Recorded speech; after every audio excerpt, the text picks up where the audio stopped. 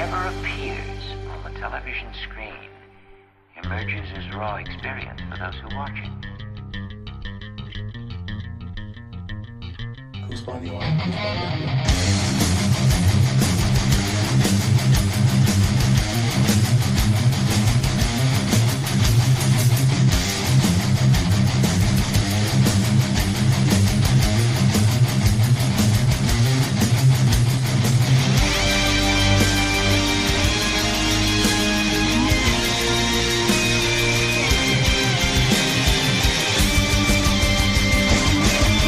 So yeah, nice little Dutch death metal intro, because we're going to be talking about a Dutch death metal band this week on Radio Free Innsmouth. That band in the intro was Phlebotomized. That was the first song off their second album called Sky Contact, an album that a lot of people used to shit on a few years ago, and I sort of took their word for it, since old school Dutch death metal wasn't a terribly well-researched topic. I decided to trust the internet, which is a bad idea, because later on I finally heard that album, and I'm like, wow, this is really good. What the hell's wrong with people? You know, it's got all these negative reviews online. People just sort of take it for granted that, oh yeah, Sky Contact sucks. You only need the first Phlebotomized album. But recently I went on Metal Archives and looked up the album again. All the negative reviews were gone, replaced with an average review percentage of 92%, and since then I've seen a lot more people talk positively about Sky Contact. And I hate to say I told you so, but I predicted this! I predicted that people were gonna like Sky Contact if they got it in a few years, and now you listen to me and say the album was shit. Well, who's the real asshole? But this week we're not talking about Phlebotomized, although they are worthy of note. Instead we're going to talk about a different Dutch death metal band. But there's a problem here. See, if I was going to do an episode on like a Russian black metal band, you know how many fucking jokes I could make about that? Or if it was like an English band, I could do like the, oh, mate, you got a license for that grind, go over, you know, but like you can't, it's hard to make fun of the Dutch. What's the only Dutch joke you know? There are only two things I can't stand in this world. People who are intolerant of other people's cultures, and the Dutch. Like, that's it. That's the only Dutch joke, and I already used that drop on another fucking episode. So I'm gonna do my best to make this as humorous as it normally is, but cut a nigga some slack if I can't wring all of that sweet jokey goodness from this stone. You know, not complaining. I just wanted you to know how hard it was. So this week we're gonna talk about Perpetual Demise. But before we can jump right into that band, I need to explain to you how I came upon them. So to quote AJ Pickett, one of my favorite D&D channels on YouTube, grab yourself a cup of coffee, because we're about to get deeply nerdy. Because, dear friends, you are about to go on a journey into the inner workings of Joe's mind. So I was on Discord the other day, and the topic of the newer death metal band Gruesome came up. Now, I'm not a huge fan of Gruesome. Their whole shtick is that they're a slavish copy of the old death metal band that was just called Death. But their thing is, on each album they ape a different death album. So their original one sounded like Scream Bloody Gore, the second Gruesome album sounds like Leprosy, the third one sounded like Spiritual Healing. And I was like, man, it might be interesting once they get up to Symbolic. I'm not going to say that Symbolic is the best death album, but it was a pretty unique style. And I feel like not enough bands really did anything with the ground, the trail that was blazed by Chuck Schuldiner on that album. So yeah, it'd be cool if there's a Symbolic clone. And then that got me to thinking, you know, there are some bands that existed in that same space of not quite melodic death metal, but still sort of melodic death metal, just not of the Swedish variety, that had a heavy emphasis on sort of like a progressive rock influence. So I pulled up my old Phlebotomized and Creep Mime albums, and I was listening to those, and I was like, you know, Creep Mime's really cool. I wonder if there's anything else like that, so I went on Metal Archives. Now, normally, Metal Archives nowadays is pretty shit emblematic of that is the fact that on International Women's Day, they had a fucking thread on there posted by the administrator of the site, or administrix, because it's Morrigan, who is sort of a generic shitty feminist that decided to politicize the Metal Archives forum. Good going there. But yeah, this thread is called, "It's the International Women's Day. Share kick-ass female-centric metal. Interesting.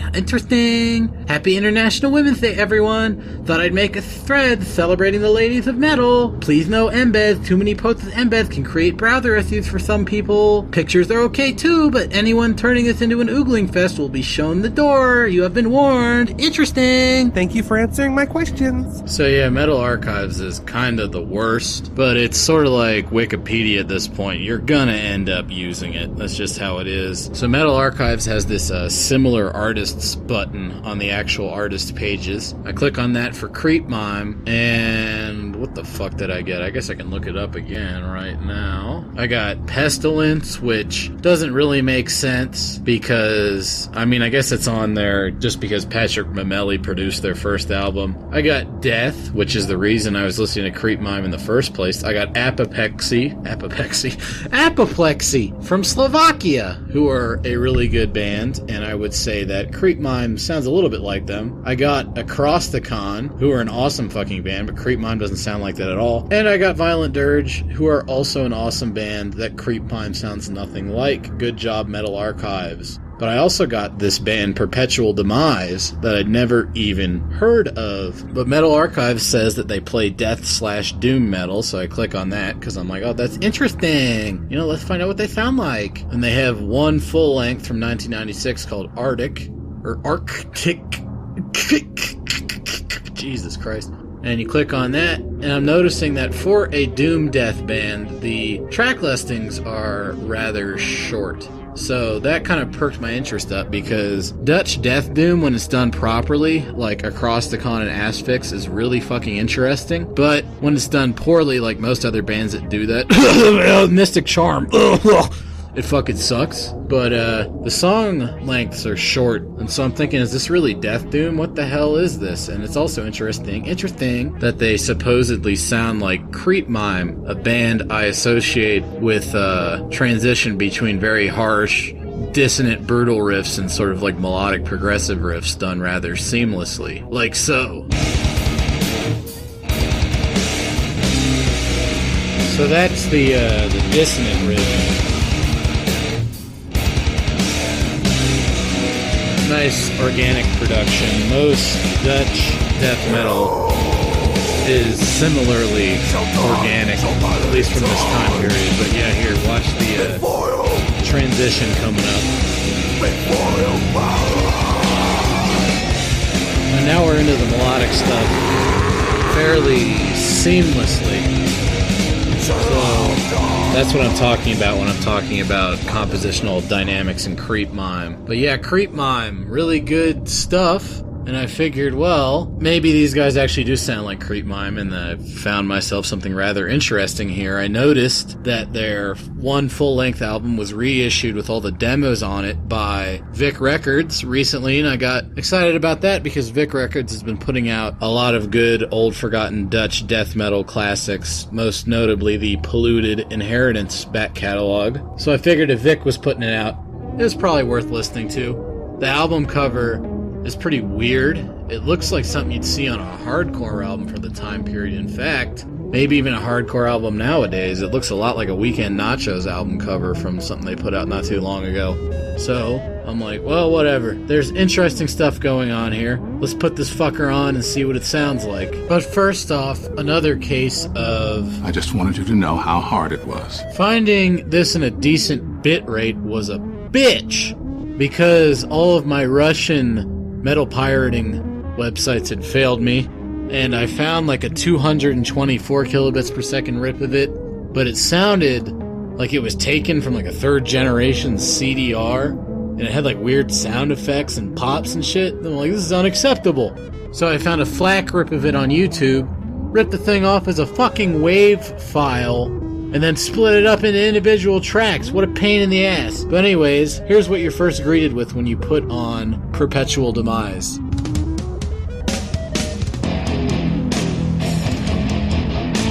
Like, that's almost a straight up 90s hardcore riff. Sounds like something you might hear on a Human Remains album. But it's interesting enough and done in a very death metal-y fashion. Some weird, oddly timed stuff in it. So kind of progressive. I'm liking it so far. But then watch what's about to happen here.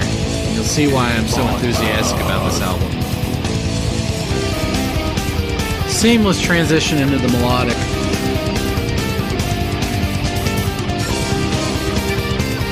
Ooh, look at that. So yeah, very, very good stuff. It's like it was specifically tailored to my own personal musical tastes.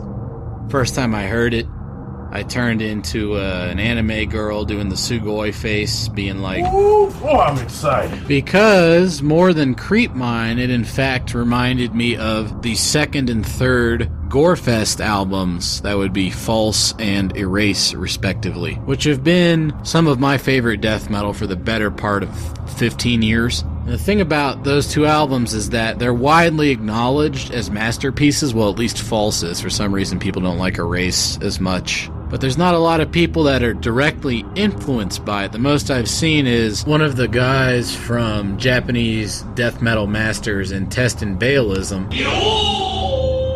wearing a shirt with the cover of False on it. Intestine Balism does a similar blending of the brutal and the melodic as Gorefest does, but as far as I can tell, there's not a lot of direct Gorefest influence in their music. But with Perpetual Demise, they've picked up on something very subtle that Gorefest came up with, where they'll take like bigger chord voicings than would normally be in death metal and play them slowly as a matrix for more complex stuff to happen in, as sort of a parallel evolution to what the Norwegian black metalers were doing with bar chords at the time. But rather than tremolo picking, they're just hitting the chords and letting them ring out. It's almost kind of like Godflesh. You can hear it on songs like Get All Life off the False album.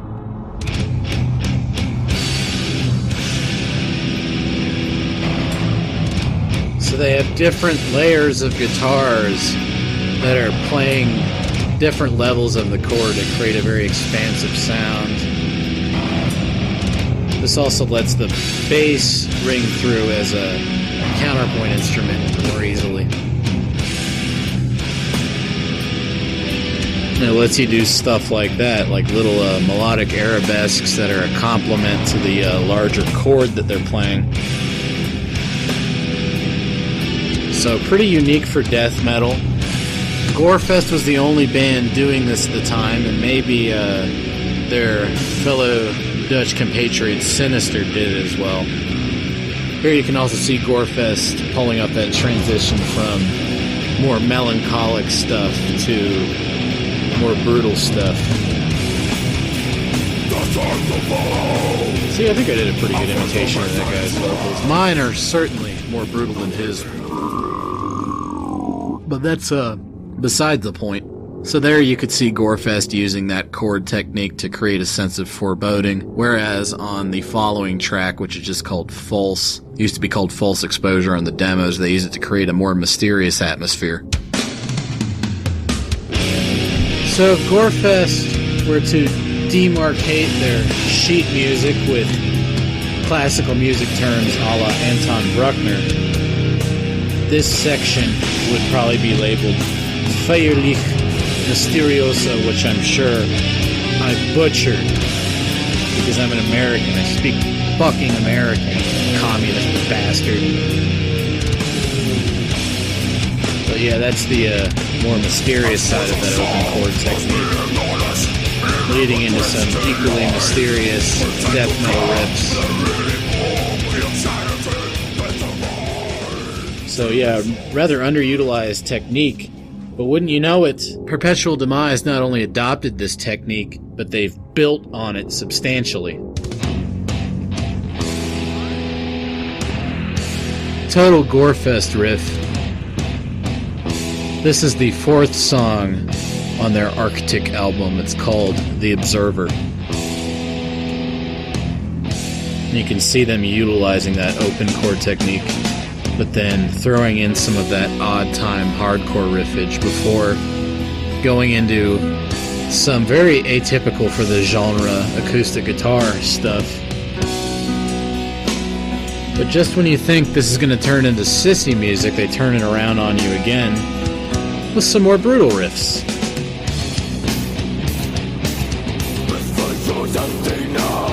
I like the vocals a lot too.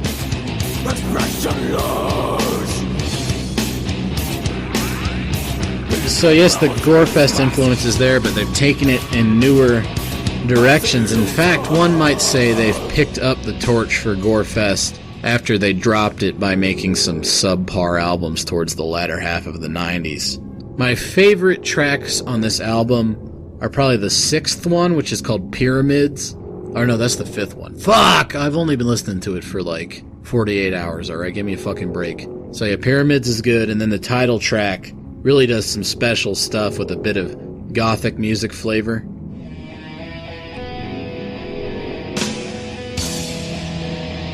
So, this is almost sort of a happy riff, but it's kind of bittersweet at the same time.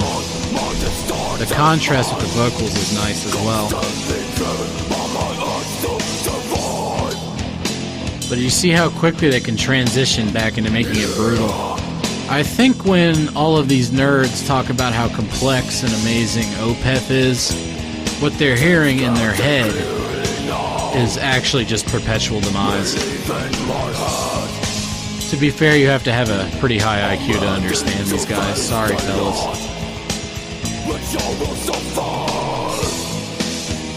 So we're back into that melodic riff after that brief little interlude of absolute brutality.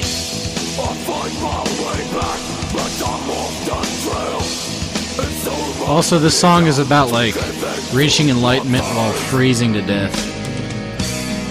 And now we're getting into a bit of almost Thin Lizzy-ish twin guitar, which was also utilized heavily on Gorefest's False and Erase albums.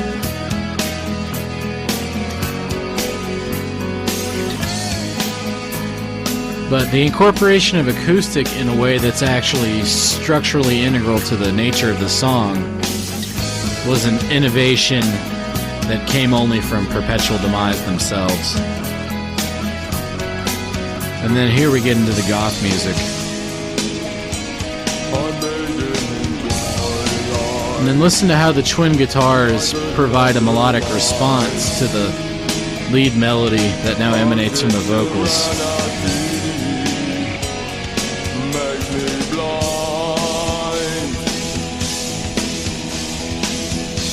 So yes, very, very good stuff. This album is currently widely available because Vic Records reissued it, but nobody fucking bought it. I bought it though. It's coming in the mail, guys. That's why I don't have anything to say about the demos, is because I haven't heard them yet and won't have heard them until I get that CD in the mail. So I'll be waiting for that. Figure now's as good a time as any to play you out with a little bit more Dutch death metal, this time from one of my other longtime favorite bands, Osfix, with some stuff I may or may not have added to the track, so consider this the Jub remix. Until next time. Europe is not going to be the monolithic societies that they once were in the last century. Jews are going to be at the center of it. It's a huge transformation for Europe to make. They are now going into a multicultural mode, and Jews will be resented because of our leading role. But without that leading role, without that transformation, Europe will not survive. I can't understand you. Go back to your country, white guy.